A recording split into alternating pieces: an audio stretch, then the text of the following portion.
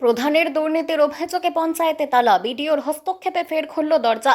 রোহিঙ্গালাবাদ গ্রাম পঞ্চায়েতে উত্তেজনা। নির্দল প্রধান মানসী রায়ের বিরুদ্ধে দুর্নীতির অভিযোগ তুলে তৃণমূল উপপ্রধান গিয়াসউদ্দিন লস্কর এবং কয়েকজন সদস্য মিলে পঞ্চায়েত অফিসে তালা ঝুলিয়ে দেন।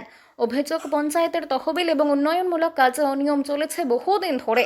সাধারণ মানুষের অসুবিধার কথা মাথায় রেখে অবশেষে বিডিওর হস্তক্ষেপে তালা খোলা হয় বুধবার।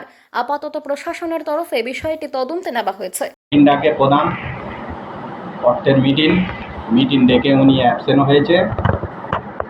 আরও বিভিন্ন মিটিং ডাকা হয়, উনি প্রত্যেক ডেটে অ্যাবসেন্ট করে। সেক্রেটারি ম্যাডামের বারণ করে দিয়েছে, আসবে না। শনিবার ছিল দিনে, দুটোয় টাইম দিয়েছিল, 2টো থেকে 12টায় টাইম দিয়েছে, দিয়ে নিজেই অ্যাবসেন্ট হয়েছে। আর কেউ আসেনি। ওর ধরুন আমরা তালা মেরে রেখে দিয়েছিলাম। আরও বিভিন্ন দুর্নীতি করেছে। ওনার সই অন্য লোক বসে, কৃষ্ণা বলে ছেলেটা, সেই সই করে। উনি বিভিন্ন দিন 2টোর পরে আসে, অ্যাবসেন্ট থাকে বিভিন্ন দিন।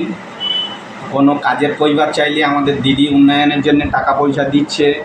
আমি দলের উপপ্রধান, আমাকে জানানো হয় না কোনো কাজ।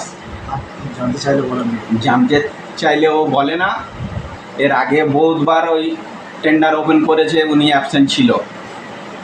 এই কারণে আমরা তালা মেরে রেখে দিয়েছিলাম। আজকের বিডিও স্যার এসে তালাটা খুলেছে।